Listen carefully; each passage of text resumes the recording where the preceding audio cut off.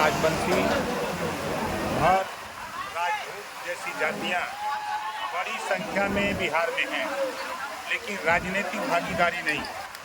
शिक्षा के सवाल पे इनके प्रति सरकार की जवाबदेही शून्य है। रोजगार के सवाल पे इनके सरकार का जवाबदेही शून्य है। सरकार सिर्फ वोट लेने का काम करती है। जब हक हिस्सा देने की बात आती है तो सरकारें मुकर जा रही हैं।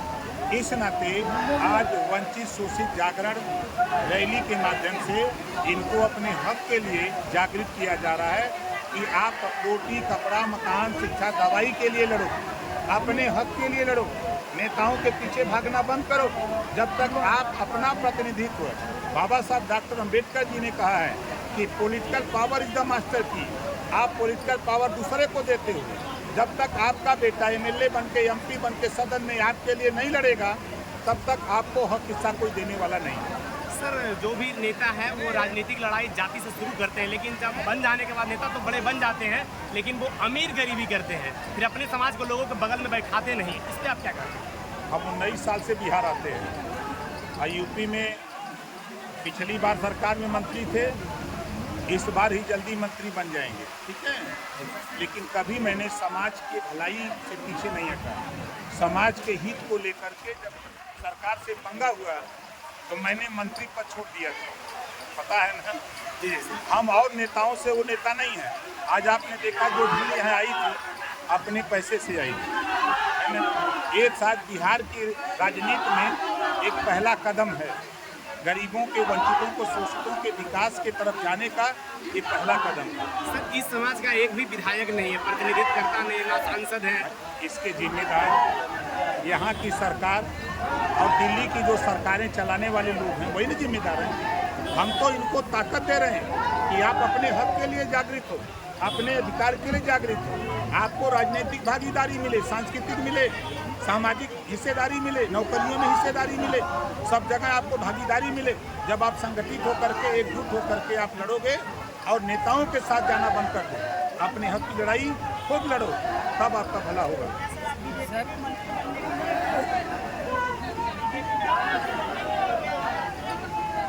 अब बिहार कब से आते हैं? 19 साल से। देखिए, हम एनडीए में शामिल हैं वंचित शोषितों को अधिकार दिलाने के लिए। आज अभी जैसे समस्या यहाँ यूपी की बात मैं कर रहा हूँ, बिहार के नहीं। आज यहाँ जैसे हमारे संजय यादव ने कहा कि पानी की समस्या, ये प्रदेश की जिम्मेदारी है। राजकीय सम्मान की बात प्रदेश की जिम्मेदारी है ना। वो यहाँ से सांसद जीत के गया दिल्ली, तो देश के प्रधानमंत्री, गृहमंत्री से क्यों नहीं इस बात को रखा कि जवाहिर रजवार, इतवा रजवार, कारू रजवार, ये आज़ादी की लड़ाई में समाज के एक ऐसे पुरोधा हैं जिनको सम्मान मिलना चाहिए। कभी यहाँ के जीतने वाले सांसद, जीतने वाले एमएलए, एमपी अपने अपने अधिकार क्षेत्र में कभी बात किए नहीं किए। 2024 में आपकी पार्टी का चुनाव लड़ेगी? 100% लड़ेगी। 100%। कितनी सीटों की उम्मीद है? देखिए, हम 40 सीट पर तैयारी कर रहे हैं। आपको आश्चर्य लगेगा, अभी हम यहाँ हैं, 16 को गया रहेंगे, 19 को रहेंगे भोजपुर, हम आरा, हम डेली कार्यक्रम, हम महीने में 10 दिन बिहार रहते हैं।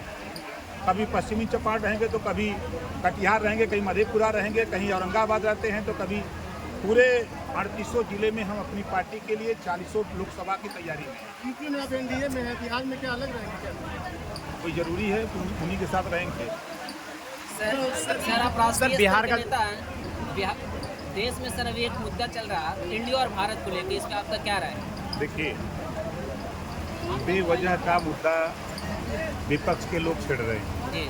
आप अगर देखिए, अगर हम फिल्मी दुनिया से चलें, एक हीरो ने गाना गाया, भारत का रहने वाला हूँ, भारत की बात बताता हूँ।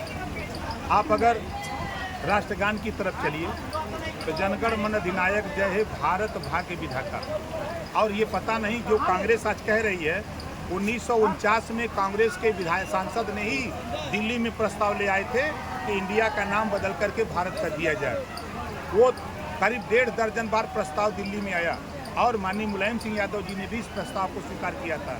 सारे नेता इस प्रस्ताव को ले आए, लेकिन अमली जामा पहनाने का काम अगर कोई कर रहा है तो माननीय नरेंद्र मोदी जी कर रहे हैं। इस नाते विपक्ष को इस बात की चिंता है कि कहीं ऐसा ना हो कि हमारा मुद्दा जो है छीन जाए, इस नाते परेशान है। सर, बिहार के विकास को आप कैसे देखते हैं? देखिए, बिहार में जो काम हुआ है, हम भाई नीतीश जी के सड़क निर्माण की सराहना करते हैं, लेकिन भागीदारी के सवाल पे उन्होंने भर के साथ, राजभर के साथ, रजवार के साथ, राजवंशी के साथ, पाल प्रजापति के साथ, कुम्हार नाई गुण, कुम्हार लोहार के साथ अन्याय किया है। चाहे वो लालू जी रहे हों, चाहे नीतीश जी रहे हों, चाहे जो भी सरकारें बिहार में रही हैं। आज आप ही सवाल किए ना कि एक भी एमएलए और एमपी नहीं बना, कौन जिम्मेदार है? जो यहाँ यूपी बिहार की राजनीति करने वाले बड़े नेता हैं, उन्हीं की जिम्मेदारी है ना। ओम प्रकाश राजभर तो अभी हम आए हैं, हम तो 19 साल से जगा रहे हैं कि जागो तभी सवेरा है, अपने हक के लिए लड़ो। ये लोग हक देने वाले लोग नहीं हैं, ये हक लूटने वाले लोग हैं, हक छीनने वाले लोग हैं, गुमराह करके सिर्फ वोट लेने वाले लोग हैं। सर नीतीश कुमार भी तो महादलित के ऊपर ही डिपेंड है ना बिहार में, क्योंकि उनकी सरकार जो बनते हैं महादलितों पे। रजवार राजवंशी तो महादलित है, इनको सांसद क्यों नहीं बनाया? इनको विधायक क्यों नहीं बनाया? इनको एमएलसी क्यों नहीं बनाया? इनको राज्यसभा क्यों नहीं बनाया? राजनीतिक भागीदारी क्यों नहीं दिया? सवाल है कि नहीं है? बिल्कुल बिल्कुल सर ओसी चुनाव होने के बाद सर आपका मजाक उड़ाया जा रहा है सोशल मीडिया पर। देखिए, समाजवादी पार्टी के पास कोई असर तो है नहीं, समझ रहे हैं ना। भारतीय समाज पार्टी ने अपनी पूरी ताकत से उत्तर प्रदेश के मुख्यमंत्री के सामने भी जो प्रदर्शन था, भारतीय समाज पार्टी का उन्होंने दिखा। हमने वहाँ डिप्टी सीएम माननीय केशव प्रसाद मौर्य की सभा लगी, उसमें भी हमारा प्रदर्शन देखा, और नामांकन में भी प्रदर्शन को देखा, और बूथ पर जहाँ हम हैं वहाँ 100% बूथ जीत कर दिए हैं। इसको दिल्ली से लेकर लखनऊ और पूरा देश मान रहा है। समाजवादी पार्टी का अहंकार, रावण का अहंकार चकनाचूर हुआ है, समाजवादी पार्टी का अहंकार का। लेकिन फिर भी सर एक बड़ा मार्जिन से वहाँ के जो प्रत्याशी हारे हैं। तो नहीं, देखिए आप मध्य प्रदेश जाइए, जिन कांग्रेसियों ने बीजेपी ज्वाइन की, जिनको टिकट मिला, उसमें से 7 लोग हार गए, है ना प्रमाण। तुरंत इस्तीफा देना, फिर उसी सीट से लड़ जाना, तो रिएक्शन था, हम उसको स्वीकार करेंगे। अच्छा, क्या लगता है सर, अगर बिहार में सुहेल देव भारतीय समाज पार्टी का स्थापना अगर हो जाता है, विधायक जीत के जाते हैं, तो क्या इस समाज का उत्थान हो पाएगा या नहीं हो पाएगा, कि हवाई बातें होंगी? मैं फिर कह रहा हूँ, जो यहाँ से लक्ष्य है कि 10 विधायक जीत के सदन में जाएं, जब सदन में जाएंगे तो अपनी लड़ाई लड़ेंगे ना। आज चर्चा हो रही है ओम प्रकाश राजभर की यूपी में ना, पूरे देश में हो रही है, तो यहाँ का रजवार राजवंशी राजभर जब जाएगा सदन में तो किसकी लड़ाई लड़ेगा? अपनी लड़ाई लड़ेगा ना।